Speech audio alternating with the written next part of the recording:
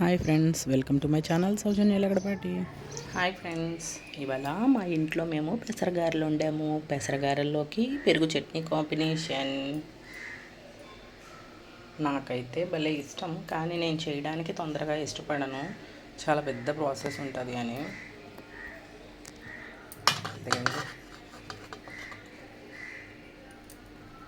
పప్పులుగా చేసుకుంటే బాగుంటుంది పెసరగారె.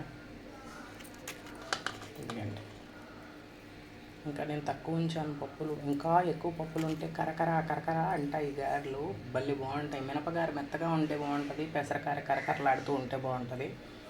పెరుగు చట్నీ ఏంటంటే ముందు ఆనియన్స్ వేయించి పక్కన పెట్టుకొని అవి ఆరిపోయిన తర్వాత అందులో పెరుగు కలుపుకుంటే ఇంకా టేస్టీగా ఉంటుంది అనమాట. సో అందుకని ఇలా ఉంది. నేనైతే పసుపు వేయలేదు, పసుపు కూడా వేస్తారు కొంతమంది.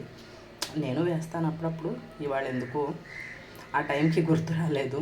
అయిపోయింది కదా, ఇప్పుడు వేస్తే పసుపు వాసన వస్తుంది అనేసి నేను వేయలేదు. అదనమాట కాంబినేషన్. ఆనియన్స్తో భలే ఉంటుంది పెసరగార. మీరు కూడా ట్రై చేయండి. నేనైతే ట్రై చేశాను, ఎక్సలెంట్. ట్రై చేసి టేస్ట్ చూసి మీకు చెప్తున్నా. పెసరపప్పు ఉంటుంది కదా, దాన్ని తీసుకొని నానబెట్టుకొని కొంచెం ఆరబెట్టుకోవాలి. మినపప్పు అయితే డైరెక్ట్గా రుబ్బుకుంటే సరిపోతుంది, కానీ పెసలు అయితే ఆరబెట్టుకోవాలి. అప్పుడే గారె నీట్గా వస్తుంది. జావ అయితే బాగోదు. ఇదిగో చూసారు కదా ఎంత బాగా వచ్చాయో గారెలు. అదనమాట. మీరు కూడా ట్రై చేయండి. ఎలా వచ్చిందో కూడా నాకు కమెంట్ చేయండి ఒకసారి. నేను ఫస్ట్లో గారెలు బాగా వేసేదాన్ని కాదు. ఈ మధ్య టిఫిన్కి గారెలు వేస్తున్నాను. సో ఇవాళ రంజాన్ కదా, అనుకోకుండా వేశాను. అందరికీ ఈద్ ముబారక్.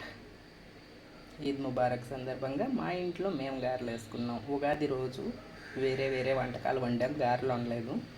అందుకని మేము రంజాన్ రోజు చేసుకున్నాం అన్నమాట. ఈ రెండింటి కాంబినేషన్ ఇప్పుడు ట్రై చేస్తాం మేము. ఎందుకండి ఇలాగ మార్నింగ్ టిఫిన్.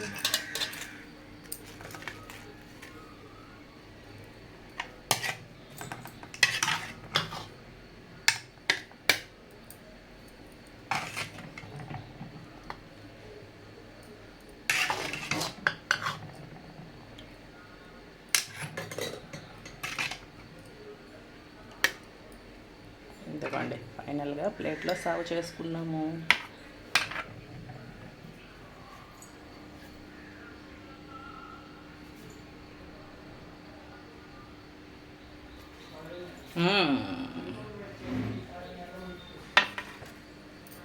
ఫైనల్గా పెరుగు చట్నీ గారెలు రెడీ అయ్యి టేస్ట్ చేస్తే సూపర్ ఉన్నాయి. Thanks for watching. Please like, share and subscribe my channel.